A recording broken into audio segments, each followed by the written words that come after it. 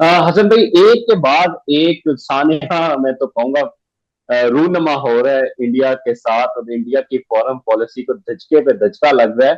लेकिन फिर भी इंप्रेशन ये बिल्ड किया हुआ है जैसे इंडिया की फॉरेन पॉलिसी बहुत अच्छी है। आप देख लें, बांग्लादेश देख लें, बांग्लादेश में इनको बहुत जिल्लत उठानी पड़ी, फिर उसके बाद वक्फ बिल के ऊपर इनको बहुत जिल्लत उठानी पड़ी, कनाडा हो गया। तो आपको क्या लगता है कि क्या वाकई ही इंडिया अपनी फॉरेन पॉलिसी के लिए कामयाब हो रहा है या नाकाम हो रहा है? अगर हम इसके जमीनी हकायकों को भी देखें और इंटरनेशनल जो लॉबिंग हो रही है उसको भी देखें, तो आप देखें क्या एनालिसिस करेंगे? क्या इंडिया की फॉरेन पॉलिसी कामयाब है आपके नजदीक, या ये नाकाम है? देखें ये वक्त बदल गया है, और अब ये जमाना नहीं है जो वो हर जिस किस्म की फॉरेन पॉलिसीज वो अपनाए हुए है। अमेरिका ने अभी ये हम्म। कहा है कि अमित शाह जो है, जो कि उनका कैबिनेट मेंबर वजीर भी है, अमेरिका ने ये कहा है कि बिल्कुल। जो असैसिनेशन अटेम्प्ट की गई है अमेरिका के अंदर पुन्नू साहब की, जो सिख लीडर हैं, उसमें वो इन्वॉल्व है। आपने कभी ये जी, सुना है कनाडा ने कहा है, जी डिप्टी फॉरेन मिनिस्टर जी जी। कनाडा, आपने उन्होंने कहा। ये कैसी फॉरेन पॉलिसी है? आपने कभी ये सुना है कि कोई बिल्कुल। एक मुल्क दूसरे मुल्क के हाजिर हाजिर वजीर को कह रहा हो कि ये असैसिनेशन अटेम्प्ट में है? आपने कभी ये सुना है नहीं। कि रिपोर्ट अभी नहीं। जो अमेरिका ने जो शाया की है, उस रिपोर्ट में ये लिखा हुआ हाँ। है कि जो लॉरेंस बिश्नोई गैंग है उसके साथ मिलकर ये असैसिनेशन अटेम्प्ट्स कर रहे हैं दुनिया के अंदर।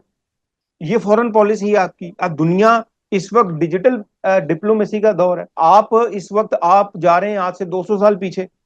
ये तो वक्त नहीं है अब। एक बात। फिर दूसरी बात आप देखें कि नेपाल जैसा मुल्क, जिसको के पूरी पिछले पूरे एराज के अंदर अगर आप देखें कि उसने दबा के रखा, इंडिया ने उसको और उसको कभी उभरने ही नहीं दिया, उसका इन्फ्लुएंस इस कदर रहा। तो बिल्कुल। आज आप देखें कि नेपाल जैसा मुल्क जो है वो भी आंखें दिखा रहा है। ठीक है। आप ये देखें कि ये कौन सी फॉरेन पॉलिसी है कि इंडिया का हाजिर स्टेट का वजीर जो है वो स्टेटमेंट्स दे रहा है बाहर जाके, वो बाहर जाके इंडिया के खिलाफ स्टेटमेंट्स दे रहा है। ये कैसी फॉरेन पॉलिसी है हम्म। आपकी ना? देखिए फॉरेन पॉलिसी का इम्पैक्ट होता है, एक है उसके बाद उसका एक इम्पैक्ट भी तो होता है ना फॉरेन पॉलिसी का। सिर्फ यही तो नहीं है एक पॉलिसी है, अगर वो उस पॉलिसी के बाद में इम्पैक्ट भी झेलना पड़ता है आपको। तो उसके इम्पैक्ट जो है वो उनको आ रहे हैं और धचके उनको लग रहे हैं। और फिर इसके साथ साथ श्रीलंका को देख लें। श्रीलंका जो है वो उसने भी बिल्कुल आंखें उससे फेर ली हैं। बांग्लादेश की मिसाल आपके सामने है, बांग्लादेश में वो क्या कुछ करता रहा और अब उसके साथ क्या हुआ, उसके सारे अजायम के ऊपर पानी फिर गया। तो मैं नहीं समझता। हाँ, एक चीज जरूर है कि अगर आप फॉरेन पॉलिसी इस चीज को कहते हैं कि आप लोगों की असैसिनेशन करें दुनिया के अंदर, और माफियाज और गैंग्स का सहारा लेके जो है वो अपने मुखालिफिन की असैसिनेशन कर लें, और ये फॉरेन पॉलिसी का हिस्सा है, तो मैं समझता हूँ कि ये तो गली मोहल्ले के जो चोर डाकू हैं ये तो वो करते हैं।